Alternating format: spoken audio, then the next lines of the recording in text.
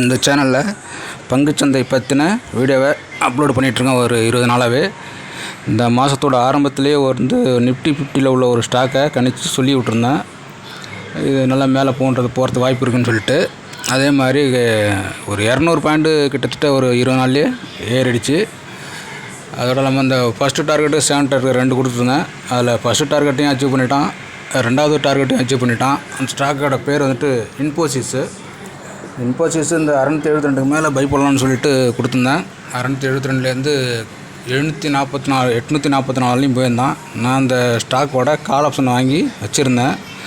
கால் ஆப்ஷன்னாக்க வந்துட்டு இந்த மணிலையும் வாங்குறது கிடையாது, நான் அடுத்த மணிலையும் வாங்குற வேலையே கிடையாது. என்னோடய கணிப்பு எப்பயுமே அவுட் ஆஃப் த மணியில் தான் இருக்கும். ஏன்னா என்னோடய ரிஸ்க் கம்மியாக இருக்கும். ரிவார்டு வந்துச்சுன்னா பெருசாக வரும், இல்லைனாக்கா என்னோடய ரிஸ்க்கு எப்பயுமே கம்மியாக தான் இருக்கும். இது அவுட் ஆஃப் த மணி 1500 இருக்கும்போது இதோட அவுட் ஆஃப் த மணி 1800க்கு வெறும் 6 ரூபாயில் வாங்கியிருந்தேன். 6 ரூபாயில் வாங்கி நான் 20 ரூபாயில் வெளில வந்துட்டேன். ஆனால் அது இந்த மொகரம் பண்டிகை ஒரு நாள் லீவ் இருக்கிறதுனால நான் கொஞ்சம் அவசரப்பட்டு வெளில வந்துட்டேன். அதுக்கு மறுநாள் அது குறைஞ்சது 60 ரூபா வரலையும் மேலே போயிடுச்சு நண்பர்களே. பாருங்கள், இந்த சார்ட்டு தான்.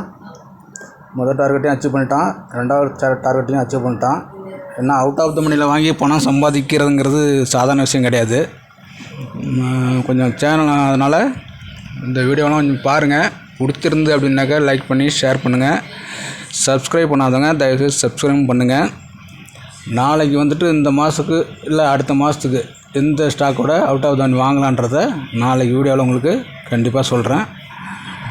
வீடியோ பிடிச்சிருந்தேனாக்கா லைக் பண்ணுங்கள், சப்ஸ்கிரைப் பண்ணுங்கள், ஷேர் பண்ணுங்கள். நன்றி நண்பர்களே.